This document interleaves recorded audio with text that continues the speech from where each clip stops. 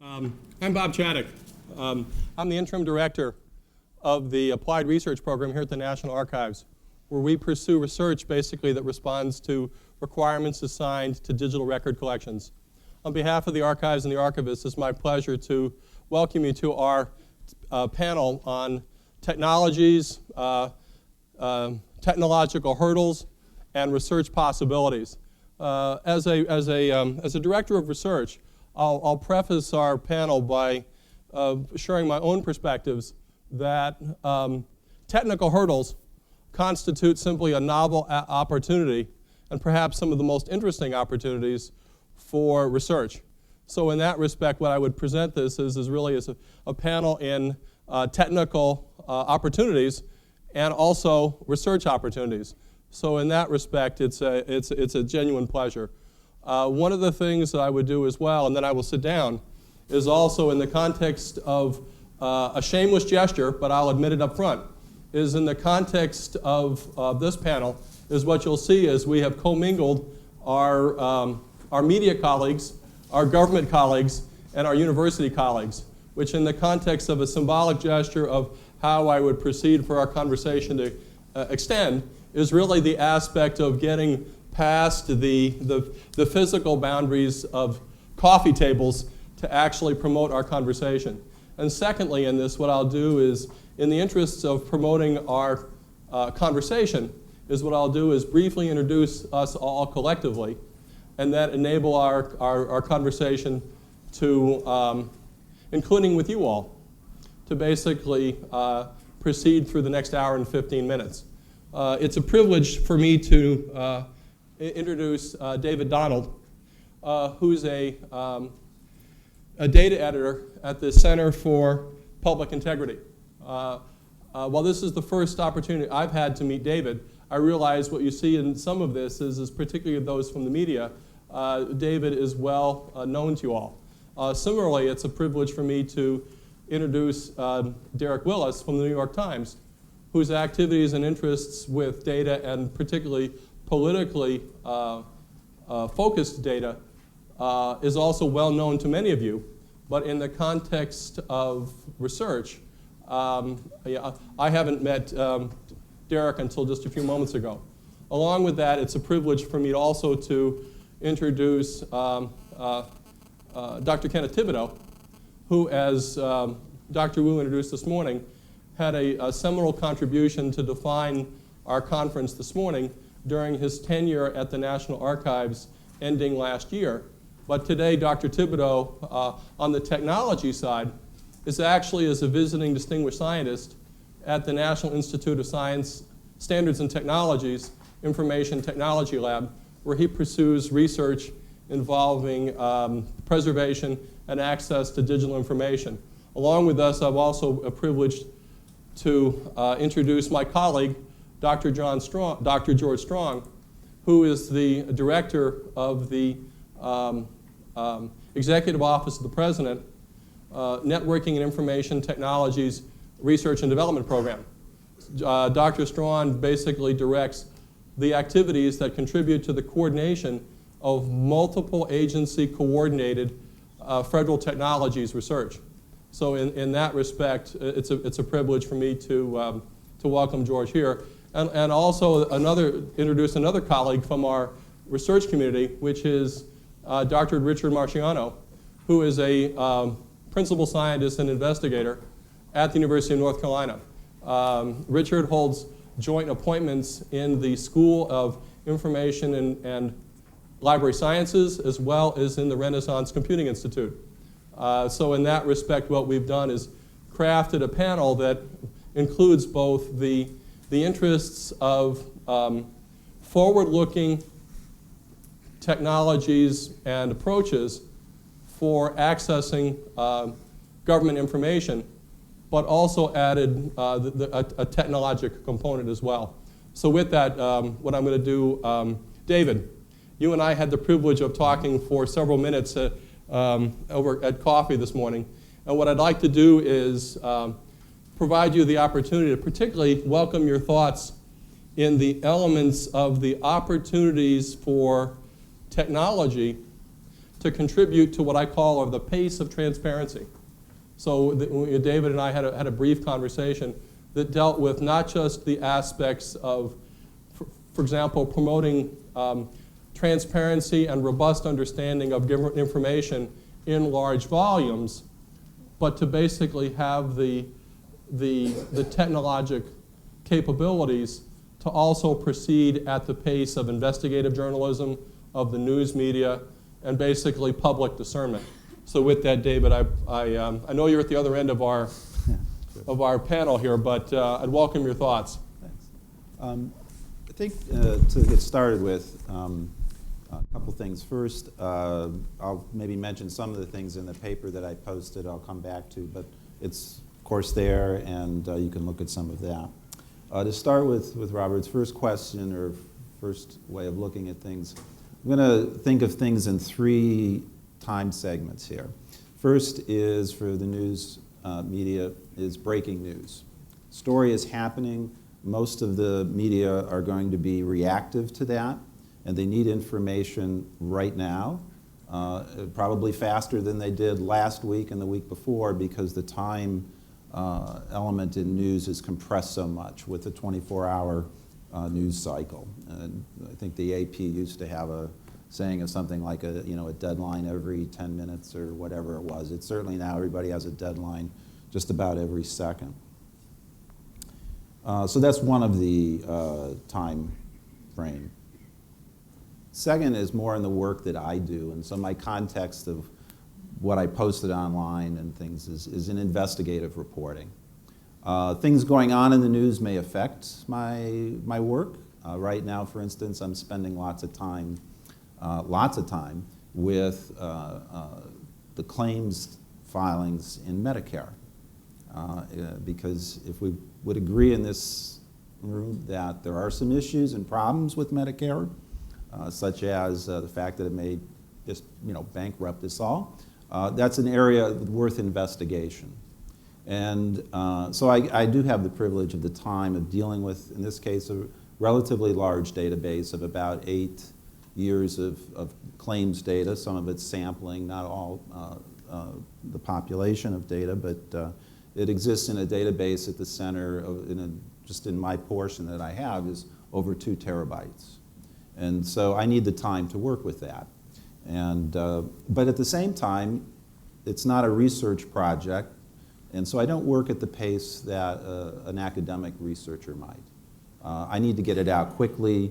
The Senate is, and the House is going to take up some Medicare issues, no doubt, beyond the current health care reform from last year, and we need to be a part of that debate and what my investigation may find, so that need is different.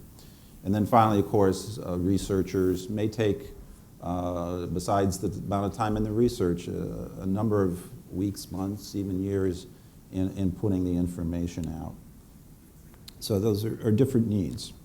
So working more in the middle, I do want to mention a couple things.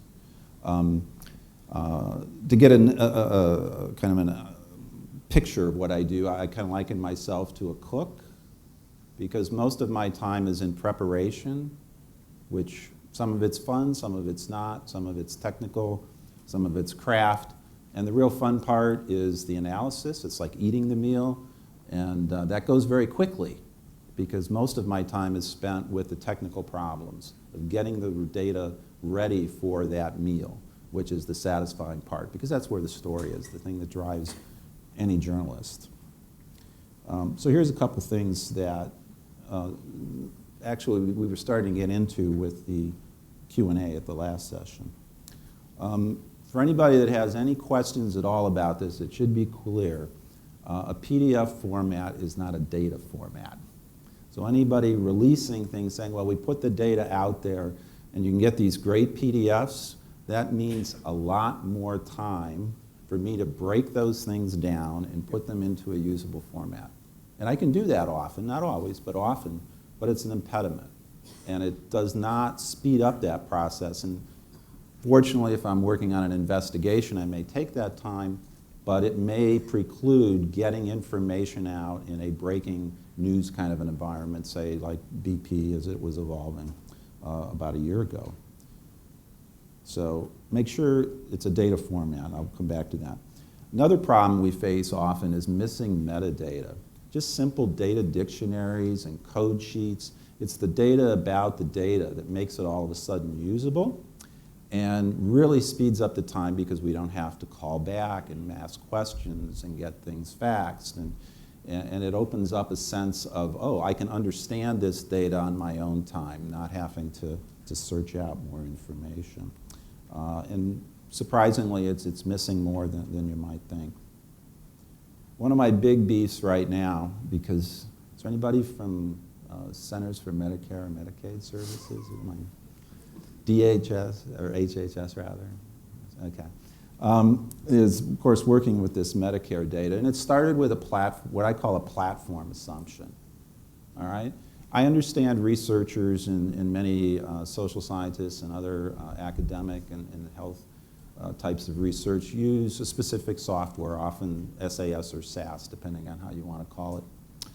So the assumption by CMS was the user was going to use it in SAS. Well, guess what? Myself and my partner, Mo Tamman at the Wall Street Journal, we didn't use SAS. So that created lots of problems right up front dealing with that.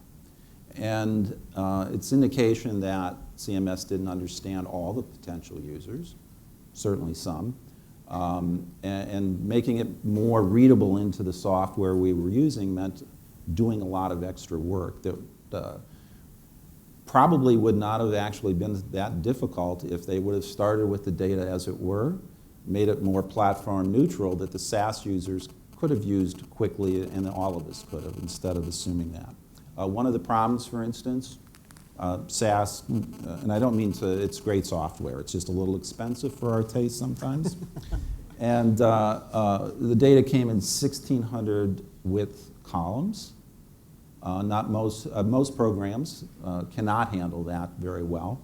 And I found out later on that that was created by CMS to help the SAS user because the data are not stored that way by CMS and its contractors. It's stored as a relational database, which is usually a more typical model. So just keeping it neutral. If it just came across as relational tables, everybody could have used it. Another thing we're running into quickly as a problem is file corruption. So we talked about formats like XML, which is a good possible machine readable format, which I'll mention again here in a minute. So I've seen more than one government agency that has posted historical data in an XML format, so we can all read that in nicely. But unfortunately, it got corrupted. So the old data no longer is read in by XML. And in notifying the office that, hey, could you maybe dump your backup in or whatever, the response was, no, I'm sorry, we posted it, and that's just the way the data are.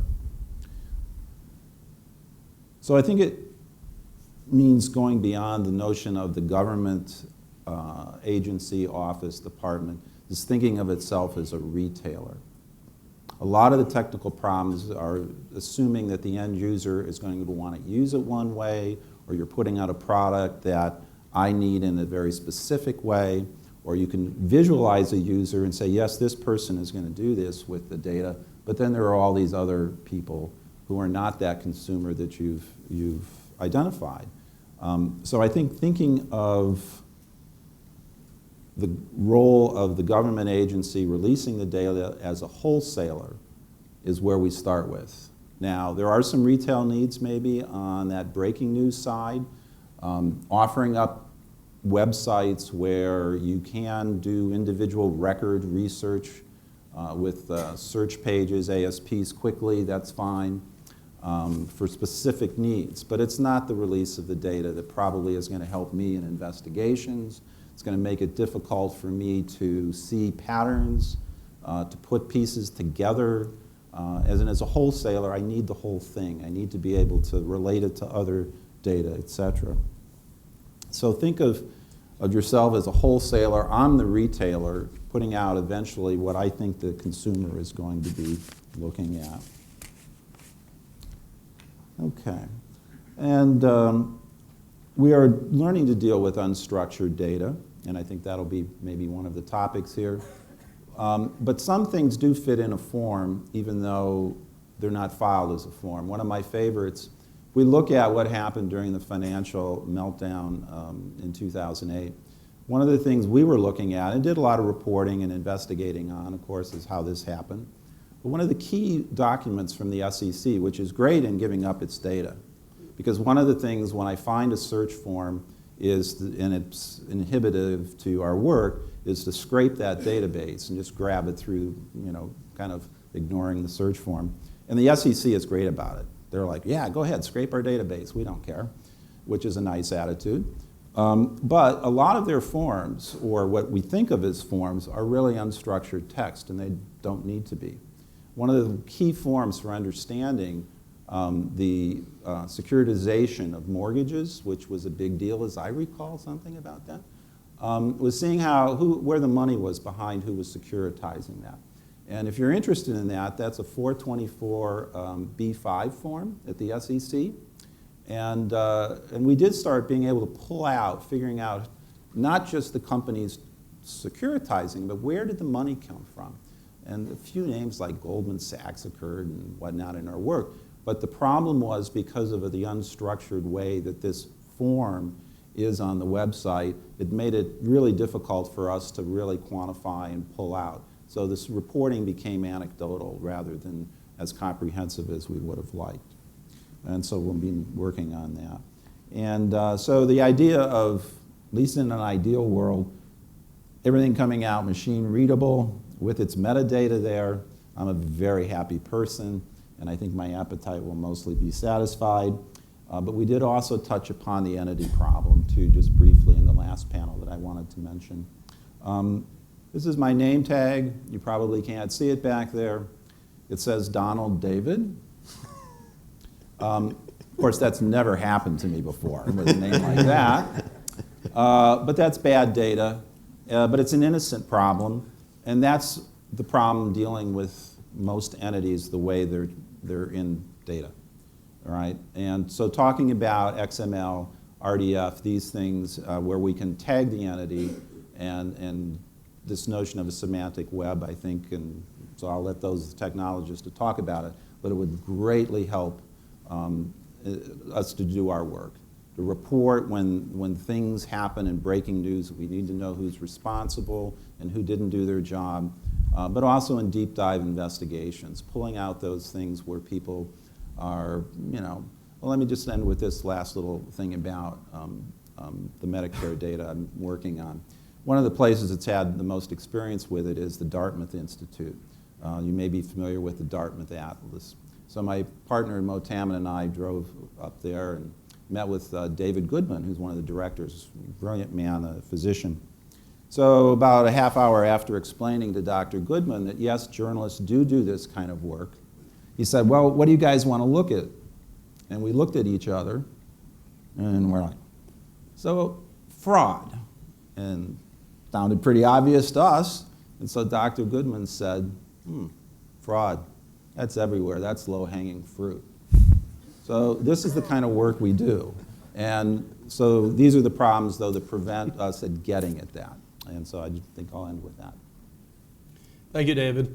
On behalf of the conference, I do apologize for the bad data in and out. I think that was something that Gary spoke about earlier this morning. In the context of particularly, Derek, your interests in reuse and effective interpretation, understanding of government information, I'd welcome any perspectives you wish to share about things that would promote your journalistic interests in government information. So my interests are similar to David's, but in the last several years I've undergone this transformation from being a person who, as a reporter, used to cover Congress, to the slightly fictional title that now sits on my business card, which says software engineer. And I am a liberal arts major. I'm not a software engineer, but I do make software now of a sort. And to David's sort of time frames, I would like to add I would describe it as a time frame of the web. And the way that I would further describe it, elaborate on that, is that traditionally when journalists make requests for government data, a lot of times it is a one-time thing. Or we're going to do this large project, and so we're going to make several Freedom of Information Act requests, or we're going to make several requests of we're going to download a piece of information from a website. Then we're going to take it back to our little caves, and we're going to mull it over for a while, study it, do some analysis, and then we'll disgorge our findings onto onto television, onto the radio, onto the newspaper. To that now we obviously have the web, and that changes a little bit of the relationship that I now have with data and with requesting data. So for example, we had a case at the New York Times last year where, as an organization, one of our database editors was seeking the legislative database of the City Council of New York. And that amounted to information about, obviously, bills and votes, committee meetings, schedules, sort of your generic legislative information. And in order to get this, we had to go through jump through a series of hoops that dealt with, vendor issues and what was proprietary and what was not proprietary. But ultimately, the goal for the reporter involved was to just get her hands on the data. That wasn't good enough, or a one-time thing wasn't good enough for the group that I work in at the Times, which now really sort of relies on maximizing efficiency, on automating things so that we get continual sort of feeds or hooks into that data, and as a result have something of a fire hose relationship where the data just comes and comes and comes and comes, and we can process it as it comes. And I think this is a lot different from the way we've traditionally asked for data, because you don't usually say, I'd like this data, and by the way, I want it all the time, whenever it changes, whether that's the middle of the night, and just leave it running forever. And obviously most FOIA officers would sort of rather jump out the window than sort of have to set up an infrastructure to deal with that. Luckily, they don't have to, because the infrastructure to deal with that exists, and it's called the internet. And so what I think needs to be done is to and not in every case, certainly, but in certain cases, I think certain powerful, popular, very sort of important cases, to transition from this idea of we will, as an organization, as a government agency, will sort of stop our processes, stop what we're doing, take a snapshot of the data, and then hand it off to you on a CD or make it available on an FTP site. But what we'll actually do is we'll incorporate the publishing of data that you're interested in and of public interest into our operations as they exist. And that way, when we update our information, we update your information as well, or that information is available to you as well. I wish I could cite a really good example of this that exists. There are some small examples of this. The Federal Election Commission is doing this to a certain extent. You could argue, I think, as David and I have come to live with, that search forms are sort of a way this exists. The FEC also graciously allows me to parse their electronic filings form every 15 minutes for new filings that day. But I think there are very, outside of those kind of things in the SEC, any agency that deals in sort of real-time information or near real-time information has to have some facility for handling this kind of stuff. So making that more available to journalists, especially those with the technical abilities to consume it and make sense of it, I think is something that should be explored going forward. And to give you, if you need any more reason for why, I worked for 5 years in Congressional Quarterly, during which I developed a deep, abiding, and obsessive relationship with congressional data. My 5-year-old now knows the differences between various parliamentary maneuvers and procedures, which I'm not particularly proud of, but I probably will be one day.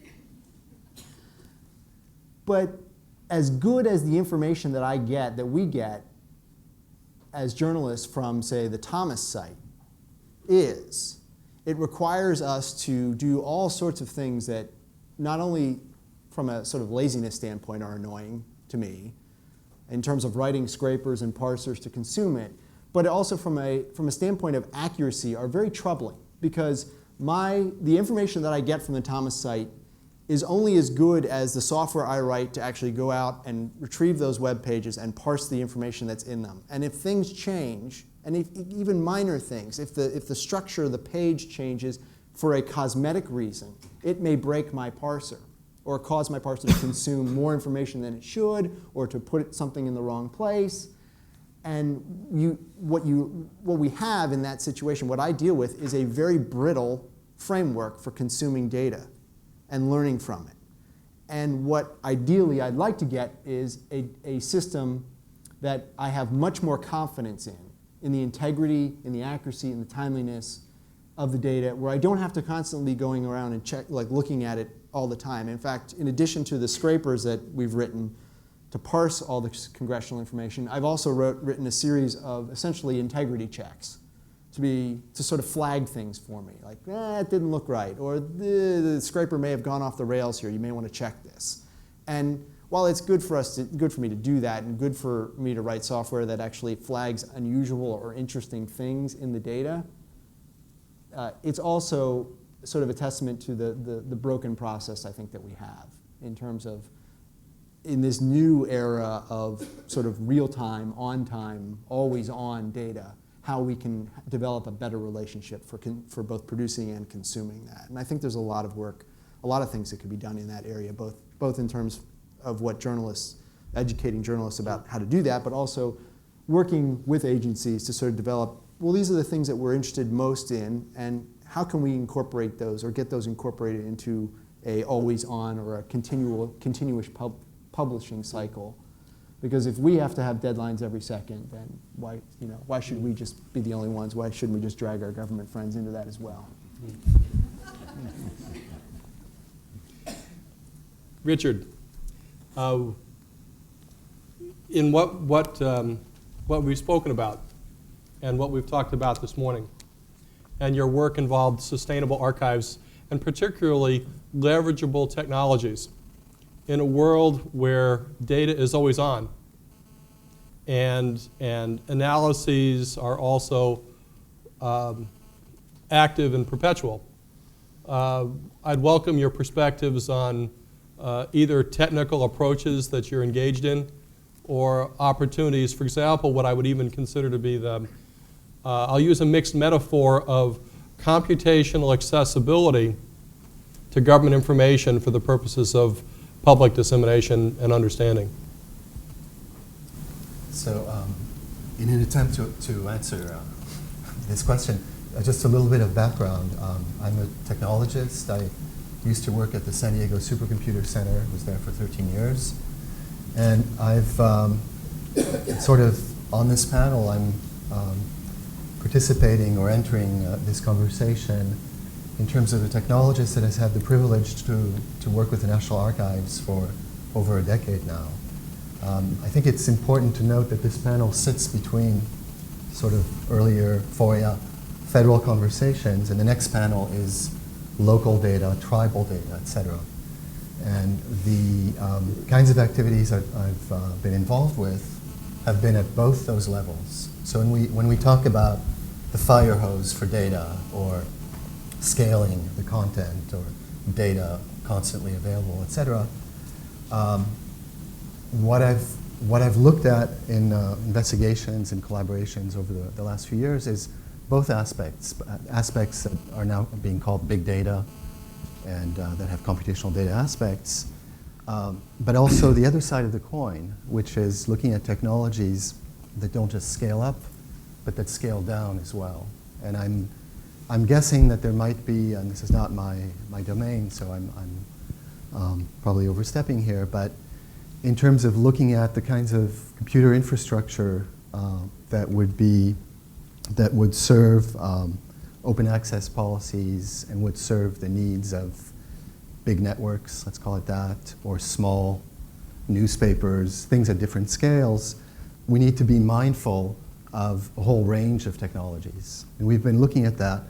The National Archives, not meant to be a pitch, but I've actually been the beneficiary of some funding and amazing collaborations, is in this unique situation that it has sort of two branches. One that has been funding applied research, and I'll talk about that in a second, get back to these issues of big data and some of the collaborations we're engaged with. And there's also a branch that funds, through NHPRC, that funds regional data, local data, state data. And working with archivists and information producers and information curators at both of those levels is really valuable and brings sort of moderates and tempers some of the conversations you have with technology. So some of the conversations, some of the comments that were made in the previous panel, I think, resonate here.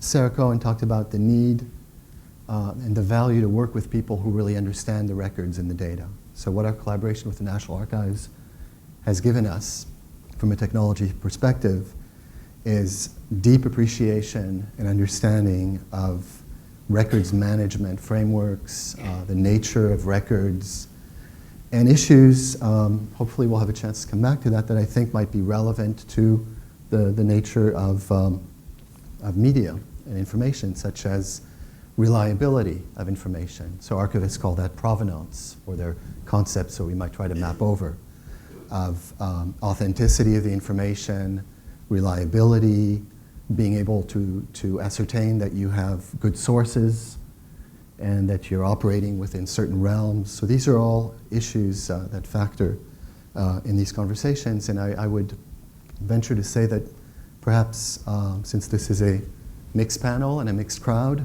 that archivists might be able to contribute to some insights in terms of open media. The other topic I heard in the previous panel was this notion of having sort of a floor of records. So this is a segue to one of the projects I'm currently involved with, which is funded through NCAST, and this is a partnership that's about the last phase is 6 months old now, and we're looking, the project is called CYBER, and it stands for Cyber Infrastructure for Billions of Electronic Records, or as I will say off record, since I'm not on camera, we would love to serve billions of records in an open fashion. No one knows how to do that. You're on camera. So I was afraid you'd say that. So issues of scale are tremendous, and they're a game changer. They break everything. They break the file systems, they break the scripts, they break the databases, they break the access, the open access approaches, and as Bob pointed out earlier, they create essentially opportunities and challenges for rethinking technology or looking at new modes of interaction and integration. So we have this project called CYBER. It's not a floor of records, it's a wall of records. So what we're trying to create, we're putting together a test bed of government data, and these are, it's a broad swath of data across government agencies, as typically represented at the National Archives, across records groups, hundreds of records groups. You'll find in these kinds of collections SEC data, you'll find State Department declassified FOIA data, historical data. More often than not, you'll find legislative data. You'll find heterogeneous data in all kinds of shapes and forms. So it's a very interesting collection. At this moment, we have a test bed with about not quite 40 million records/files. These are not the same things. But some are more file-oriented, some are more records-oriented. Some of these have rich metadata, others don't. We have not quite 40 terabytes of data, and the goal is to push the envelope and push the wall of records a little further and go towards an order of magnitude of 1 billion records, so 100 million records if we could get there this year. That would be a laudable goal. We're using this research testbed to test and to experiment and play with all kinds of new modes of access and open access to records. So we're looking at visual access to records. We're looking at interactive access to records. So one of our latest experimental interfaces is trying to break, several of the speakers earlier talked about the need for indexes. So what we're really interested in doing is computing indexes, and this is where computational aspects are really important. This is the kind of stuff Google does on a large scale. Once you start entering into these caches or distributed collections of government data, by and large, you start encountering a lot of the same challenges. So we're trying to pre-process these collections, create useful indexes. We're using, for example, spatial indexes to actually bridge government records across all these, may not be the most appropriate term, but all these different silos, or certainly all these different groupings. And traditionally, data at the National Archives is very hierarchical. It's organized and managed by creating agency or managing agency. And we're now looking at ways of linking content and records across all these different domains. And this is where large-scale, data-intensive indexing, very often computationally intensive approaches are very relevant. There are issues that relate to some of the previous comments that were made of how quickly do you need to create these indexes, and how far do you push the envelope in order, are these research environments or are these methodologies compatible with the kinds of deadlines you were mentioning? So those are all interesting issues. They have research manifestations and components, and these are the kinds of things we are looking at. Very quickly, I'll mention three data points, and then I'll stop here. These are old experience and two very recent experiences. I might be preaching to the choir here.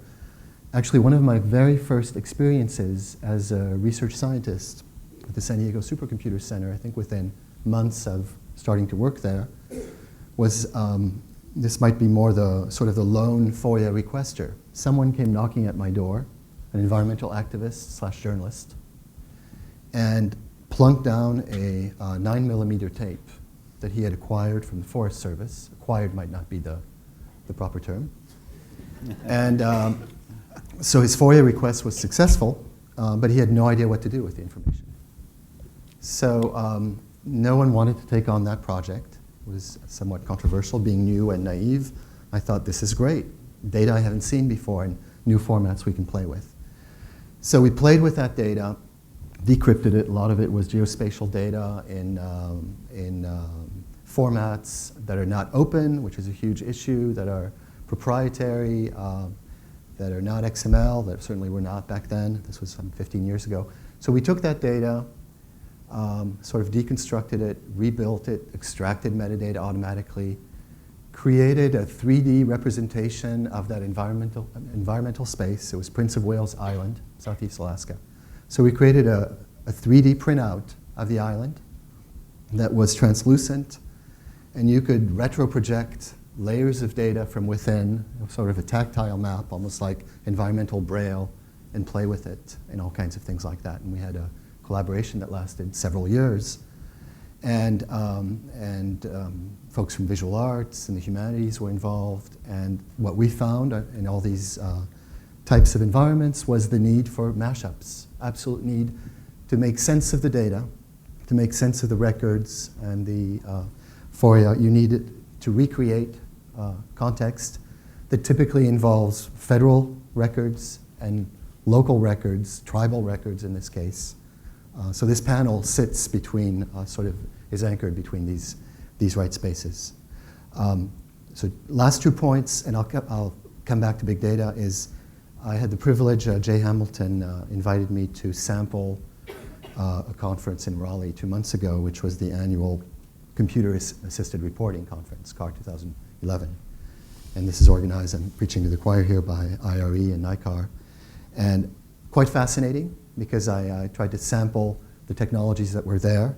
And if I mention just a few, and you'll get the drift, this is all connecting back to these investigations that NARA and HPRC, others are sponsoring. Things that caught my attention, topics included things like document clouds, automation for extraction, mining of content, visualization, dealing with time and space, mining data, cracking open electronic records, There are even conversations about things like WikiLeaks, where you get into bigger data or big data dumps. And the follow-up is that that same month I sampled actually an O'Reilly conference. There was a question from someone from there called Strata on managing data. And in both of these conferences, so journalists interested in technology, technologists interested in big data, you now have topics that relate to what NSF is calling data-intensive science. I think NICAR called it data journalism. Folks at Duke are calling this computational journalism. So all these different domains and fields, I think, are converging, and there are a lot of interesting technologies, including research topics, that we could all share and learn from one another. So my real pitch here is for continued opportunities to play together, and continued opportunities to be in these research spaces where there's still a lot to be tested and discovered. Thank you, Richard.